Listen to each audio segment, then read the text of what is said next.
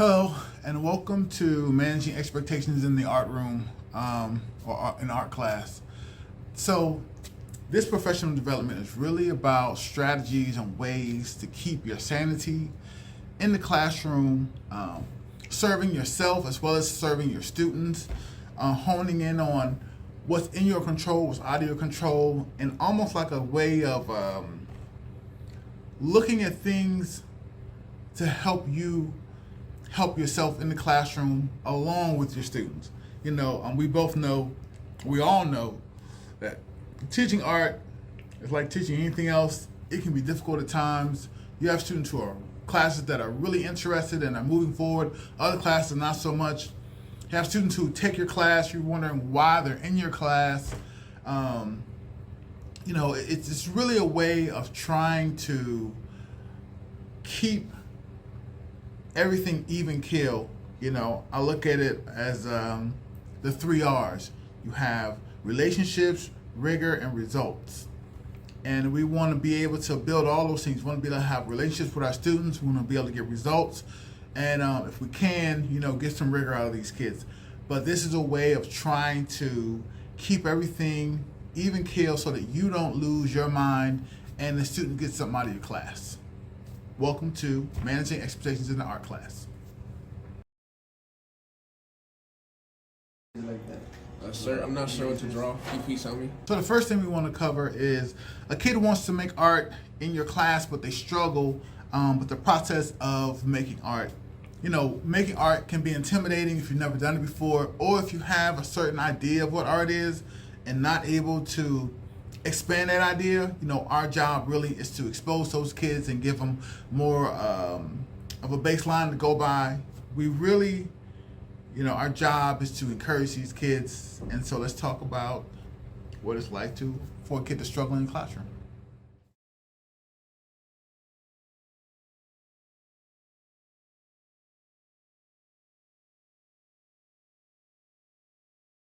Mr. Ken, I don't want to do this project anymore. I'm not doing this. I'm not doing this. Yo. Ready? Hey, Mr. Ken, I don't want to do this project anymore. Okay. What do you want to do?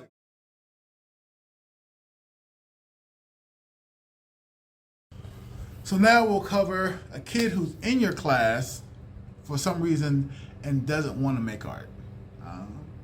Happens. So a big part of the success that I have in here is allowing for autonomy within the classroom. So today I started a new unit on airbrushing. I have students over here using the airbrush, and Check me out. yeah, that's dope. Yeah, man. Right here, I got the airbrushing going, but I also have my graduate here who's taking college courses. He's here doing his thing on the computer. My other student is doing a project he's been working on for a little while here for his mom. And then here, I have a student also airbrushing. This is my airbrushing section here. But it's really a lot of success in here is about autonomy. On this side, I got my tracing boards along with other projects that kids are working on. I've been working on throughout the year, but a real big part of the success in here is that fact that I allow for lots of autonomy.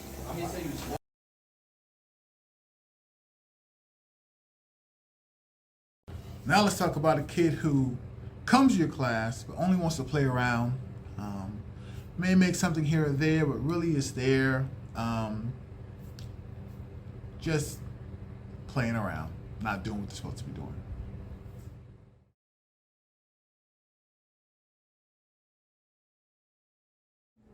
Yo, bro, what you doing, bro? Yo, this shit. Let me take this. Yo, no. Nah, what you mean, bro? All right. Let me see this jump. Put up. Nah, let me see it, bro. Pass me that real quick? Nah, yo, this is yours. Simon, Yo, have a seat, man. no, bro, I'm not having a seat.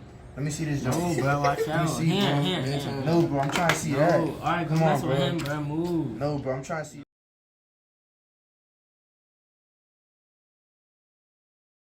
Now we're going to talk about motivation and having a kid who looks despondent, bored in your class, just doesn't really is not able to pull things together and create something.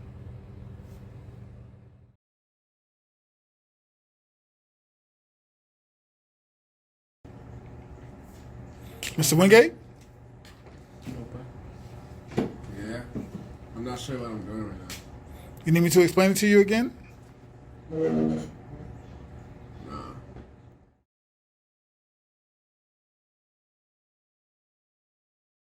And now, of course, I like to think of the kids who are very anxious about making something, not feeling like they're good enough. They want to be Picasso on their first time out.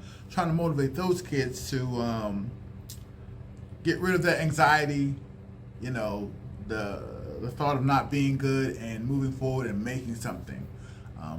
Those, I think, for me, I think those kids are the most fun to work with because I always think of us as can openers, you know, like the kids come in closed, you know, filled with whatever they have inside of them, and our job to open that can and pour out what's inside and help them to be the creative individuals we know they can be.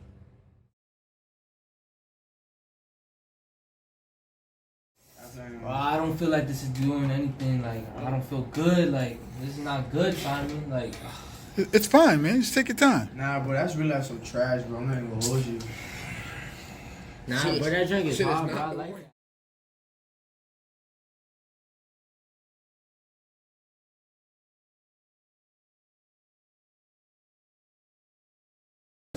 So some days, you gotta pick and choose your battles, right?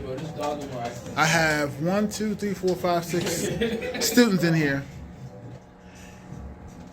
Some are reading, some are working on art, others are looking for projects to work on. And I have to pick and choose what to do in those scenarios, right? Now I'm happy because we actually have someone doing the actual assignment. But also, my man B here is reading. He's a reader. He's not causing any problems. Am I gonna disrupt him and be like, no, you gotta do art? Or I'm gonna get with him later and see if we can work something out. Pick and choose your battles.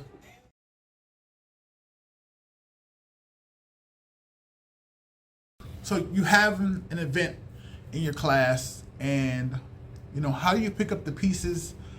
How do you keep moving forward? You know, I've had several incidences in my class. I've had to go to court for kids fighting, had to kick kids out. You know, I always look at it like, if a kid comes to my class and I have to work with this kid, right? And they may be a little more difficult, I'm always gonna lean a little bit more on that kid because I know that they need a little more assistance than the average kid. So when that kid misses class, when I see him, I'm gonna, hey, why'd you miss my class? You know, I'm always gonna show concern for them because, believe it or not, you know, in my opinion, and I know from experience, art teachers change lives, man. I wouldn't be where I'm at now if it wasn't for my art teachers. Mr. Giles in 12th grade, when I had abandoned art due to a bad counselor telling me to do so, and he's like, where have you been, man, all this time, you know, and him encouraging me to go to college, you know. Miss Higley, my 3rd grade art teacher, she's the one that got the whole everything rolling. You know, she's the one that told me that I was good and made a big deal on teacher parent night about a piece I had made and how I was the only kid who made symmetrical designs within my piece of artwork. Mr. Forbes, Mr. Platt, you know, through college, man. Stephanie Poe. I've had some really, really good art teachers that changed the course of my life and kept me, you know, I wasn't a good student, you know, struggled with dyslexia, just things that really made it difficult for me to be successful in the classroom. But in art class, I could always count on not just getting an A, but being in an environment where I was praised for being different. You know, and I feel like sometimes as art teachers, we're able to connect with kids who might have difficulties coming to school. You know, our class might be their safe haven. So I think that's important that we